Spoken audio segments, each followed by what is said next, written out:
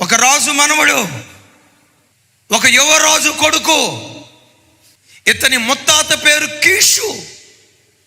బెన్యామీను గోత్రంలోనే భాగ్యవంతుడు. ముత్తాత భాగ్యవంతుడే, తాత రాజే, తండ్రి యువరాజే. ఏ స్థితిలో మెఫీబోషెతును చూడాలి?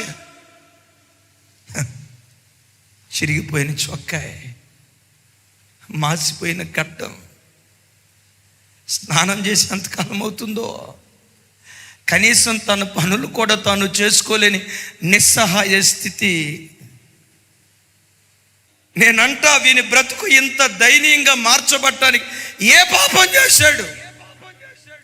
ఏ పాపం చేయటాన్ని బట్టి వీని బ్రతుకు ఇట్లా అయిపోయింది?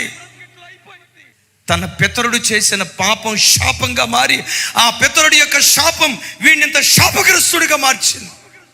అమ్మా, నీ కడుపును పుట్టిన పిల్లల ఒడిలో లక్షల రూపాయల ఆస్తిని వేయకపోయినా పర్వాలేదా? కోట్ల రూపాయలు ఏ ఆస్తి నీ పిల్లల ఒడిలో వేయకపోయినా పర్వాలేదు. ఒక తండ్రిగా మీ కాళ్ళు పట్టుకొని బ్రతిమలాడుతున్నా, మీ పిల్లల ఒడిలో మీ శాపాన్ని వేయకండి. ఈ బిడ్డ కుడి ఎడమలు ఎరుగని అమాయకుడు, ఏ చెడు చేసిన వాడు కాదు, ఏ తప్పుడు కార్యక్రమం చేయటానికి వయసు ఎంత సార్? 5 సంవత్సరాలు. ఈ పసికందుకు పాప పుణ్యాలు ఏం తెలుసు? అపవిత్రత చేసే జ్ఞానం లేదే.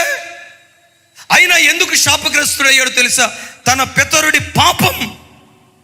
తండ్రులారా, ఒకసారి చూడండి, నీ పిల్లల ఒడిలో నీ భక్తి ఆశీర్వాదాన్ని వేస్తున్నావా? నీ పిల్లల ఒడిలో నీ పాపపు శాపాన్ని వేస్తున్నావా? బైబిల్లో భయం, జాగ్రత్త పుట్టించే ఒక మాట ఉంది.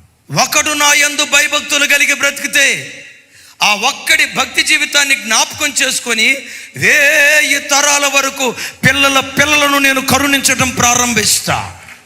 ఒక్కడు ఒక్కడు ఒక్కడు ఒక్కడు నా పట్ల భయభక్తులు కలిగి బ్రతికితే, ఒక్కడు ఒక్కడు ఒక్కడు ఒక్కడు ఒక్కడు ఒక్కడు నా పట్ల భయభక్తులు కలిగి బ్రతికితే, వానిని బట్టి 1000 తరాలు పిల్లలను కరుణిస్తానంటాడు. అమ్మా, ఆ ఒక్కదానివి నీవెందుకు కాకూడదురా తమ్ముడా? ఆ ఒక్కడివి నీవెందుకు కాకూడదు?